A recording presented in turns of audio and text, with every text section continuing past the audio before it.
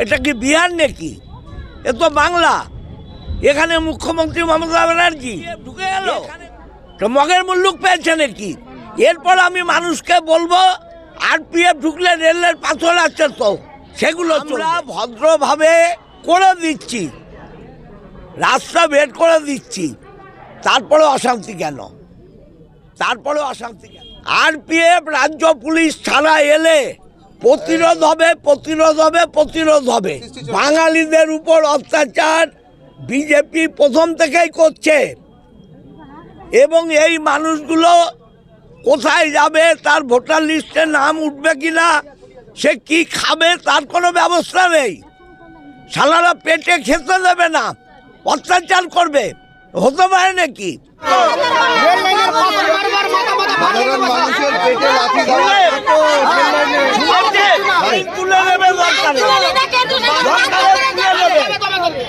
আমাদের চ্যানেলে সম্প্রচারিত বক্তার বক্তব্য নিজস্ব মতামত, এর জন্য চ্যানেল কর্তৃপক্ষ দায়ী নয়। এই চ্যানেলে প্রকাশিত প্রতিটি অনুষ্ঠান কোনোভাবে ক্ষতিকারক বা অবৈধ কার্যকলাপ প্রচার করে না। এখানে সম্প্রচারিত প্রত্যেকটি অনুষ্ঠান শিক্ষামূলক উদ্দেশ্য নিয়েই তৈরি।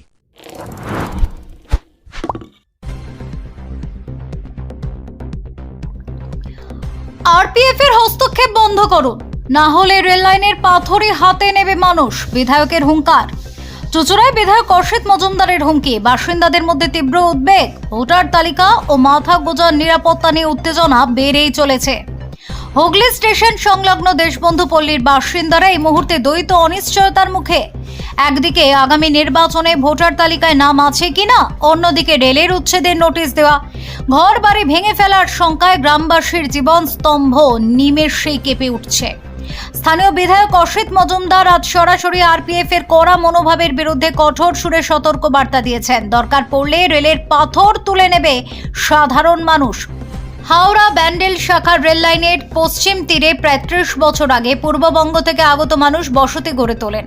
রেল লাইনের ধারে দীর্ঘদিন ধরে নিকাশি খাল ও ধান্য গবেষণা কেন্দ্রের পাঁচিলের মধ্যে খুঁটিয়ে কট্টরভাবে বসতি গড়ে ওঠে। অনেক বাড়ি এখন পাকাকরণের স্তরে পৌঁছেছে। অধিকাংশ পরিবার দিনমজুরেরায় নির্ভরশীল এবং অঞ্চলটির বড় অংশই মতুয়া সম্প্রদায়ভুক্ত। 1 নভেম্বর এলাকায় উচ্ছেদ নোটিশ জারি করা হয়। সেখানে বলা হয় 14 নভেম্বরের মধ্যে সবকিছু খালি করে সরে যেতে হবে। নোটিশ পেয়ে অল্প সময়সীমা পেয়ে স্থানীয়রা তীব্রভাবে ক্ষুব্ধ এবং উদ্বিগ্ন। তাদের অভিযোগ, নির্বাচন প্রক্রিয়া চালু অবস্থায় ভোটার তালিকায় নাম নেই। এই অনিশ্চয়তার সঙ্গে মিলিয়ে আরপিএফ এর বারবার হুমকির কারণে পরিস্থিতি আরও ক্রমশ টানাপোড়েনে পরিণত হচ্ছে। এদিন সকালে আরপিএফ পুরনো সেই নোটিশের যথাযথ বাস্তবায়ন নিয়ে এলাকা পরিদর্শনে এলে এলাকাবাসী তাদের ঘিরে ধরে শুরু করে তর্ক বিতর্ক। ওই সময় উপস্থিত হন চুঁচুড়ার বিধায়ক অসিত মজুমদার এবং পঞ্চায়েত কমিটির সদস্যরা। বিধায়কের সঙ্গে কথা বলার পর আরপিএফ ঘটনাস্থল ত্যাগ করে, কিন্তু ওই বচসা ঘটনায় উত্তেজনা ছড়ায়।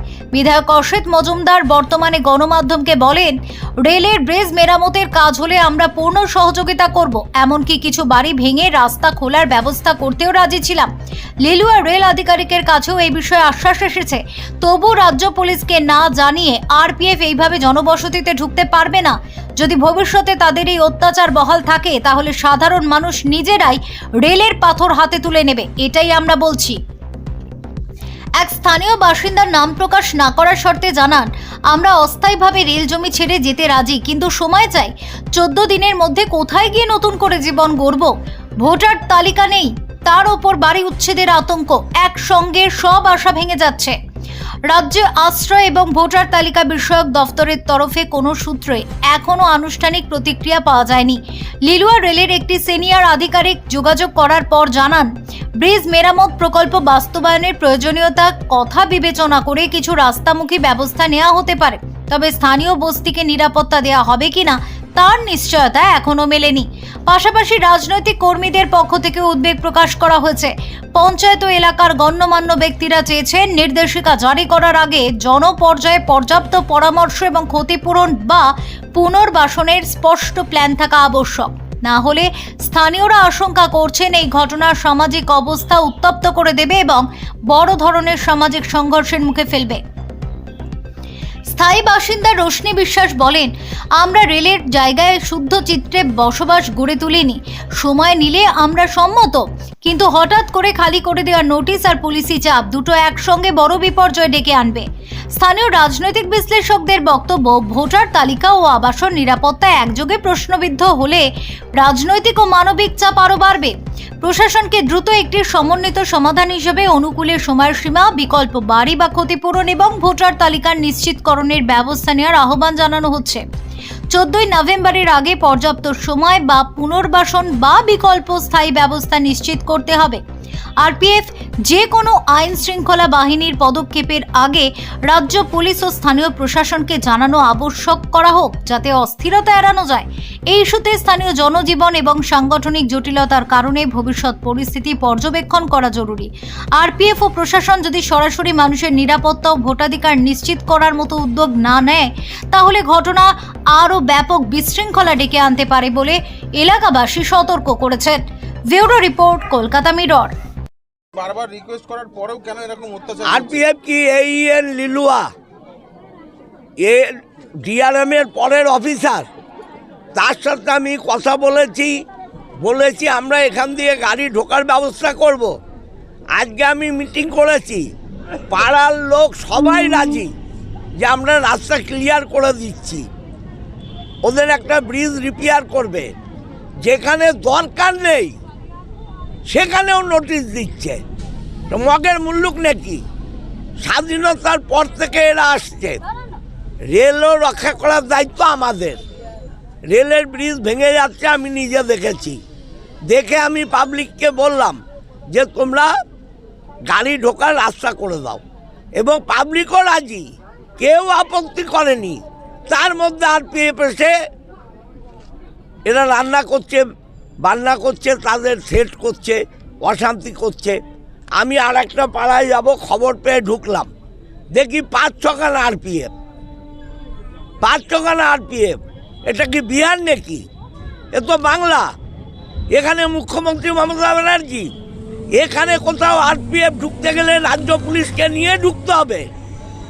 রাজ্য পুলিশ ছাড়া আরপিএফ ঢোকে কি করে? আরপিএফের এই অধিকার কে দিল?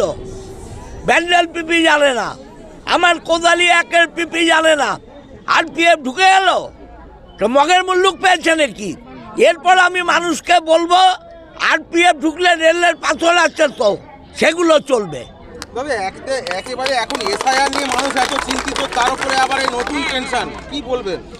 শুনুন, এরা ভেবেছে এটা বিহার, এটা ইউপি। বাংলা বিহার ইউপি নয়, বাংলা বাংলা। আমরা ভদ্রভাবে করে দিচ্ছি, রাস্তা বের করে দিচ্ছি, তারপরে অশান্তি কেন? আমরা যদি বলতাম জায়গা ছাড়বো না, অশান্তি হতো।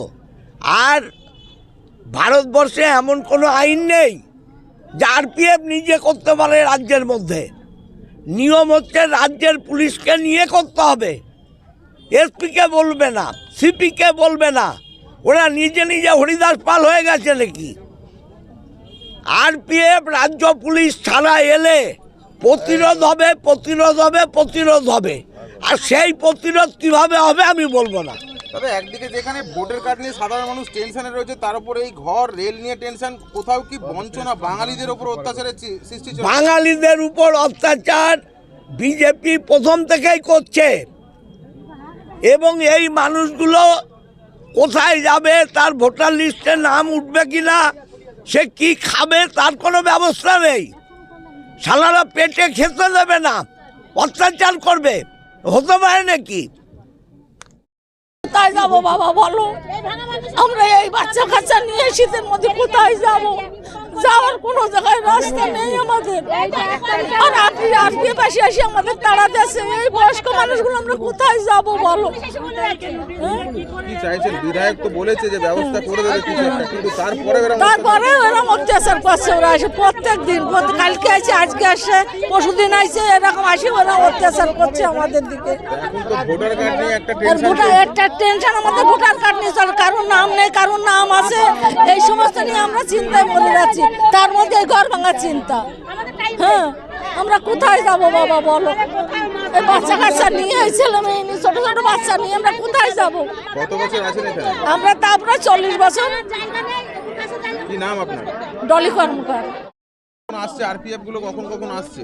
ওই তো 2টো আর একটু সময় দিকে তো এলো, আজকে এসেছে। তাহলে বলুন আমরা খাওয়া দাওয়া করবো না, এসেছে কিসের খাওয়া দাওয়া আমাদের শরীর খারাপ হয়ে যাচ্ছে, বাল বাচ্চা নিয়ে আমরা কোথায় যাবো? ছোট ছোট টাইম দিচ্ছে না, আমাদের কিছু সহযোগিতা করছে না, আমরা কোথায় যাবো?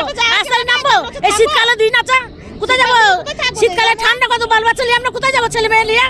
বিধায়ক বলছে তাদের সঙ্গে কথা হয়েছে, তারপরেও এসে অত্যাচার। হ্যাঁ এইসব করছে, আমাদেরকে টাইম দিতে হবে, 6 মাস 1 বছর টাইম দেখ আমাদেরকে, ঠান্ডাটা টাইম দেখ, আমরা কোথায় যাবো? এর মধ্যে আমরা কোথায় যাবো? টাইম না দিলে এই ঠান্ডার মধ্যে কোথায় যাবো ছেলে মেয়ে নিয়ে? আপনারা বলেন, আস্তে থাকতে পারবো ছেলে মেয়ে নিয়ে?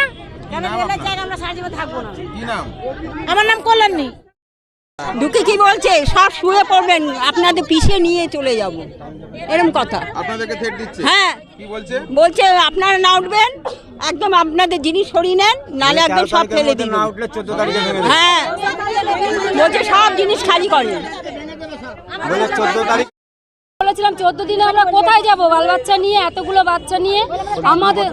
আমাদের কোনো বলছে সময় টময় হবে না, তোমরা এতদিন জায়গা কেননি কেন? কত বছর ধরে এখানে আছে, আমরা গরিব মানুষ, পয়সা রাখতে পারিনি, করতে পারিনি, আমরা টাইম দিন। বলছে টাইম হবে না, 14 দিনের মধ্যে চলে যেতে হবে।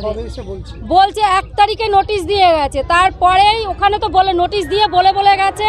আপনারা জানেন এটা রেলের জায়গায়, আমরা হ্যাঁ জানি, আমরা জেনে শুনেই বসেছি, গরিব মানুষ, আমাদের যাওয়ার জায়গা নেই বলে আমরা বসেছি। কিন্তু আপনারা এই 14 দিনের কথা আমাদের যে বলছেন, আমরা 14 দিন কোথায় যাবো? ছোট ছোট বাচ্চা নিয়ে একটা ঘর ভাড়াও কোথাও পাওয়া যায় না, এটাও বলেছি।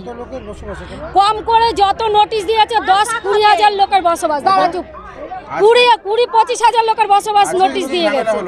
আজকে এরকম এসেছে, আমাদের বিধায়ক তো আমাদের বলেছে জায়গা ছেড়ে দিন, আমরা রাজি হয়েছি, হ্যাঁ ঘর দুয়ার ছেড়ে ভেঙে চুরে দিয়ে জায়গা করে দেবো। তারপরে ওনারা এসে আবার ঠেক দিচ্ছে, আপনারা জায়গা জিনিসপত্র নিয়ে সরে না, আবার আপনাদের ভেঙে দেবো। এটা প্রত্যেক দিন আসছে, 14 তারিখের পর থেকে প্রত্যেক দিন ওনারা এসে আমাদেরকে একবার করে হুমকি দিয়ে যাচ্ছে। বিধায়কের সঙ্গে হবে যে আপনারা কেন এসেছেন, ওনারা তার আগে আমাদের সঙ্গে মিটিং করে গেছে, তারপরে ওনারা আবার অন্য পাড়ায় যাচ্ছিল, যেতে পেয়ে শুনতে পেয়ে এসে এবার ওনারা আটকালো সেইটা, ওনাদের সঙ্গে কথা হলো।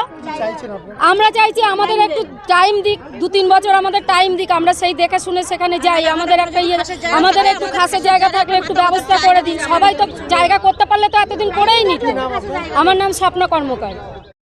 সামাজিক বা কর্পোরেট ইভেন্ট আয়োজন নিয়ে ভেবে চলেছেন? এবার আপনার ভাবনার অবসান, এসে গেছে ক্লাব ওয়েলকামের নতুন ক্রিস্টাল হল। 6000 বর্গফুটের রাজকীয় এই ব্যাংকোয়েট হলের সঙ্গে যুক্ত বিশাল আয়তনের কিচেন, জিভে জল আনা নানা পদ অতিথিদের পরিবেশনে সক্ষম। প্রয়োজনে ব্যবহার করতে পারেন আউটডোর ক্যাটারিংয়ের সুবিধাও। ক্রিস্টাল হলে অনুষ্ঠান আয়োজন অনুষ্ঠানের গরিমা বৃদ্ধি করে, রয়েছে 5টি লাক্সারি রুমের সুবিধাও। তাই সামাজিক হোক বা কর্পোরেট ইভেন্ট, নির্দ্বিধায় চলে আসুন ক্লাব ওয়েলকামে। বুকিংয়ের জন্য যোগাযোগ 9147005547 অথবা 9163333080। Enjoy a weekend at Vedam, the paradise of peace. A home away from home.